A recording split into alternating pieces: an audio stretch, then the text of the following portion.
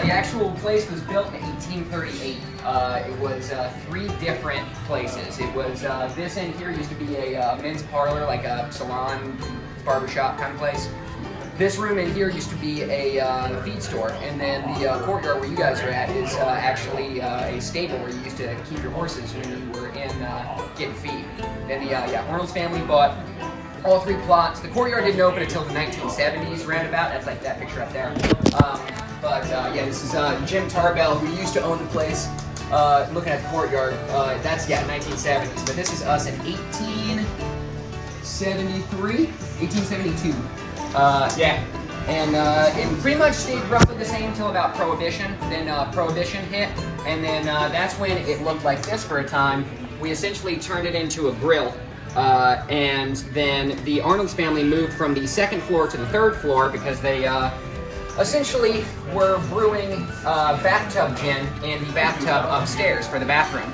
And then after Prohibition ended, they moved it back down here. They'd already built a kitchen, so it became Arnold's Bar and Grill, because it used to be a bar, then it was a grill, and then it was both. Very cool. And then the Arnold's family kept that 2nd floor open, so it is still open, and that bathtub that they were brewing gin in that was from the 1830s, still upstairs if you ever want to take a look at it. It's a real cool place here. Definitely, man. Thank you so much.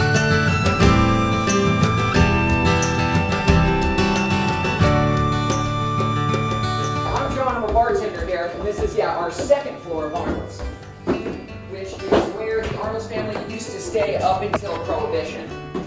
These are a couple of our albums that we've released from local bands that have been around here. This is our Tarbell room. This is Jim Tarbell was the owner before the lady that I work for, Rhonda. She essentially worked her way up from the kitchen and bought the place from him in the 90s, but he was the one who opened up the courtyard outside. This is just dedicated to him. He did a bunch of fancy balls when he was owner of this place. This is our Bachfest room, which is essentially like Spring Oktoberfest. We have the biggest Bach beer festival in the entire world. Happens here in the first weekend of March. It's essentially just, Bach beer is just a really strong, very long lager beer, so it's like 10%, it doesn't taste like it. But essentially the monks used to lager their beer in the winter. They would keep it underground, and then when spring was coming, right before Lent, they would pick all the barrels up and they'd have this big festival, because that'd pretty much be all that they would drink during Lent. Wow, very cool. If you ever want to come back to Bachfest, it is crazy. This is kind of like our award room. It has a little bit of all the different stuff that we've done. This is the French muralist JR. He was the one who did that mural of, actually these are a bunch of servers who used to work here in the 50s. But he saw that picture and he loved it and he wanted to put it up. And that is one of 2 murals that we have in the building. We don't have really anything for the other one, but the other one was done by Shepard Fairey, who was the guy who did the Obama Hope and Change posters. He has as you're leaving, if you take the left out of the door, you'll see a big mural right on that wall of our building that was done by him, which is awesome.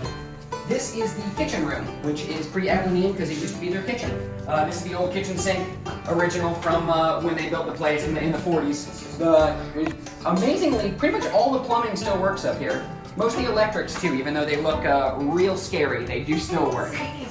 What's behind this? Yeah, that is, it's like the shallowest closet you've ever seen in your life. It's like, you got maybe like a foot, and then it's just solid wall. Not really sure what they kept in there. This goes up to our 3rd floor, which is mostly like storage space and all that kind of stuff. That is our tiny little bathroom that we've just plastered with pretty much any news article that mentions us or anything like that.